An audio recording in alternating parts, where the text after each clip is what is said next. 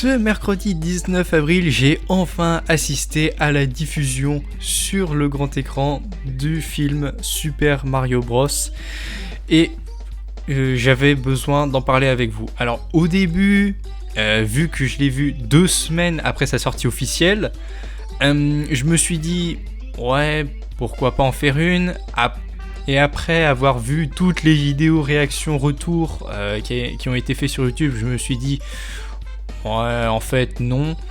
Et au final, je me suis dit, en sortant du cinéma, putain, j'ai besoin d'en parler là. C'était tellement un film de ouf que j'avais besoin d'en parler.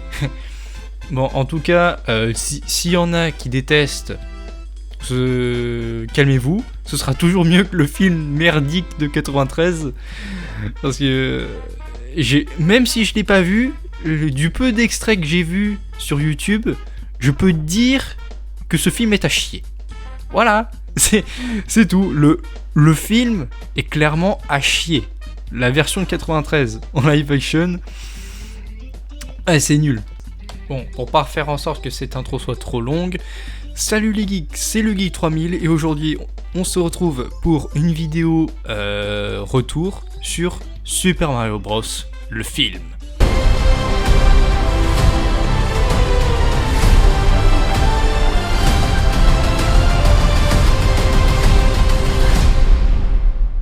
Bon, tout d'abord, au niveau du ressenti global.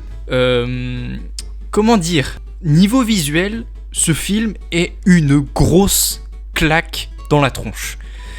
Il y a des couleurs, c'est super bien agencé, les personnages sont vraiment bien designés, hein, pour le coup. En même temps, c'est Illumination. Hein. Leur réputation a grimpé de façon exponentielle depuis Mamoche et Méchant. Hein. C'est pour ainsi dire. Ensuite,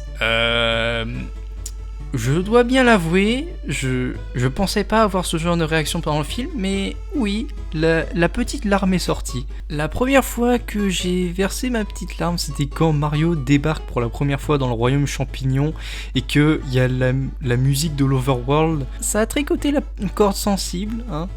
Je me suis dit, ça y est quoi, Mario est sur grand écran, ça y est. Il y aura plus qu'à faire d'autres films à licence comme, je sais pas, un film Zelda.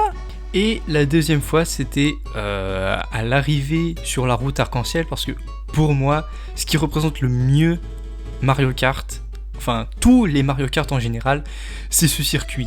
Le tout dernier circuit du jeu, l'épreuve à passer pour montrer que ça y est, t'as vraiment torché le jeu.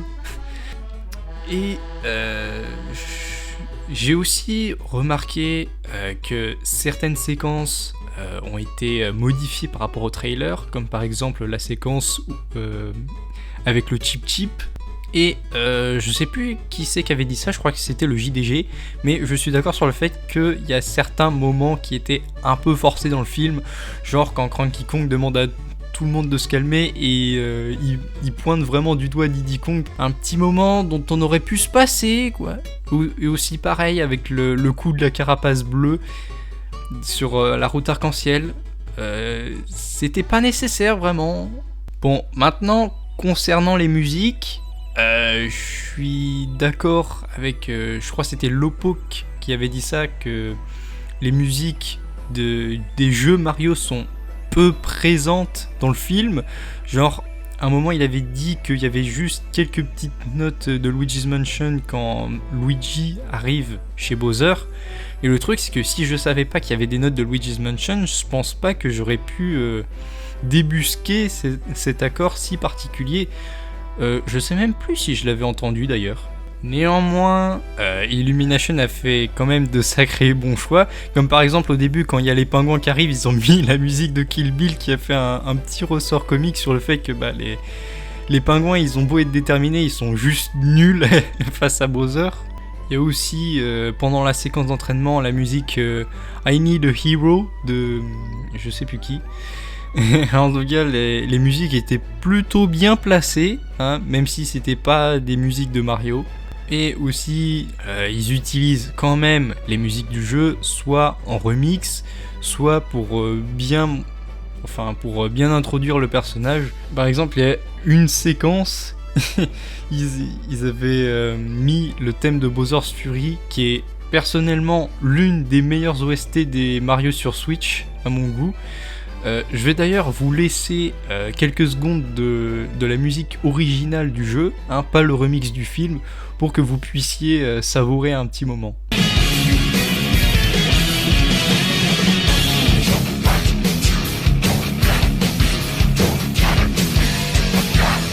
Et ouais, je me rappelle, quand j'avais vu le trailer du jeu la première fois, j'étais bien dans le rythme. Il y a d'ailleurs aussi, pour terminer avec les musiques, un moment qui a pas mal tourné. C'était pendant l'introduction de Donkey Kong. J'avais juste envie de me taper des barres parce que même des années après, même si je connais le jeu qu'avec Lowpoke, ils ont mis le décarap du jeu Donkey Kong 64. Même toutes ces années après, ils s'en souviennent encore, c'est drôle. Parce que quand tu vois Donkey Kong qui arrive sur l'arène et que t'entends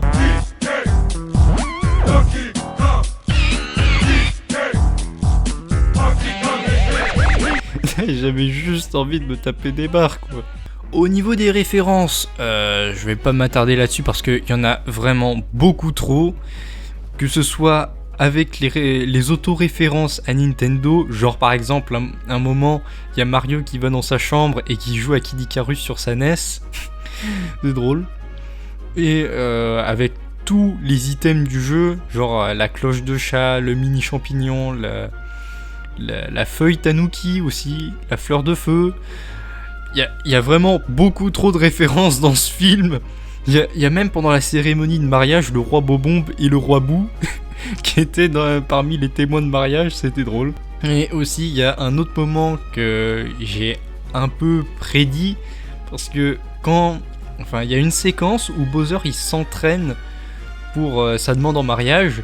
Et pour avoir regardé pas mal de dessins animés comme ça, je sais que dans ce genre de scène, une fois que le discours est fini, il y a un changement de plan sur le mannequin. Et je me suis dit, ok, donc c'est certainement un mannequin de Peach, mais est-ce qu'ils vont pas faire une autre référence en dehors du fait que Bowser porte le même déguisement de mariage, enfin le même costume de mariage que dans Mario Odyssey.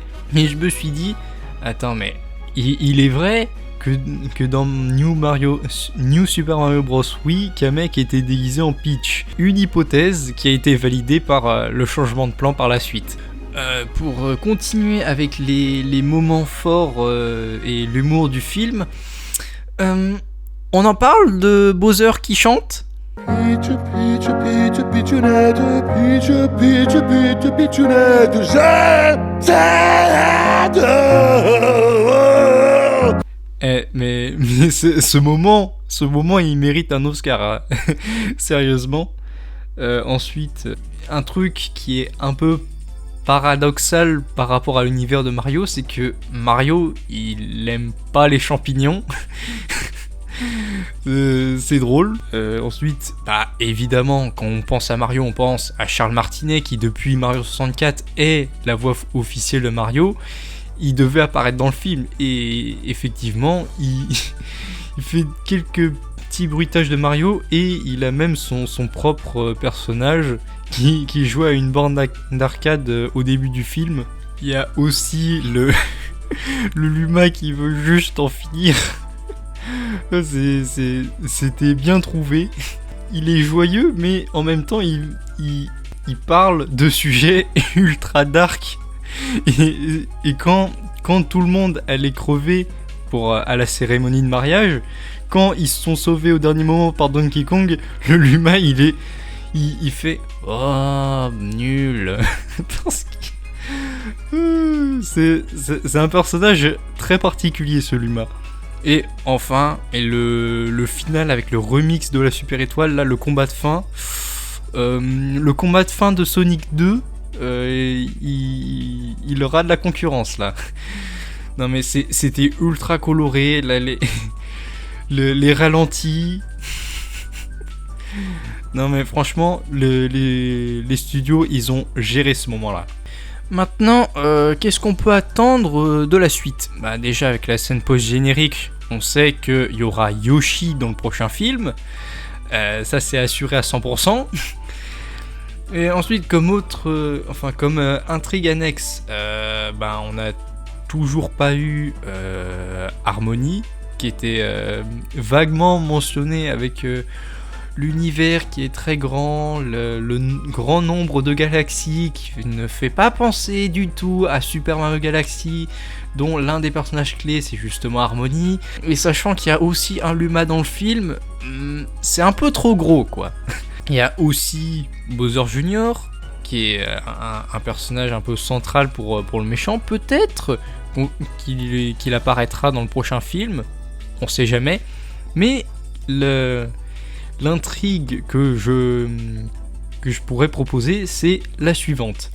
Étant donné que dans la scène de fin, le couloir interdimensionnel s'est tout bonnement fait exploser par le Bilbal géant, que Bowser a envoyé pour détruire le royaume champignon, mais que Mario a réussi à détourner, on pourrait se dire que, étant donné qu'il y a différents univers parallèles, on peut se dire que un des tuyaux pourrait mener directement à Sarasaland, qui est l'équivalent du royaume champignon, mais c'est pas Peach qui est aux commandes, c'est Daisy. Et étant donné que c'est un univers parallèle, on pourrait se dire que si il existe Daisy, qui est l'équivalent de Peach, on peut se dire qu'il y a l'équivalent de Mario et Luigi. Alors imaginez un peu si pendant la présentation entre les deux princesses, Daisy elle avertit les autres que effectivement il existe deux versions de vous, mais imaginez-vous en méchant, moche et crado. Voilà, les méchants de ce deuxième opus pouvant être Wario et Waluigi, surtout qu'il y a Jack Black, l'interprète de Bowser en VO, qui force pour avoir Pedro Pascal en Wario. Ouais, ça reste une hypothèse, mais voilà, ça crève les yeux. On pourrait imaginer une alliance entre Bowser, Wario et Waluigi. Ça pourrait être un véritable enfer pour la suite. Bon, bref, c'était tout pour cette vidéo. J'espère qu'elle vous aura plu. C'est la première vidéo du genre. Voilà. Et aussi, je ne pense pas en refaire une avant un bon moment. Courant novembre, voilà, dans ces airs-là. Parce que si vous suivez bien l'actu Ciné Gaming et que vous suivez aussi la chaîne depuis pas mal de temps, vous serez au courant qu'il y a un film qui va sortir, je sais pas moi, le 27 octobre, qui est en rapport avec une licence que j'aime bien.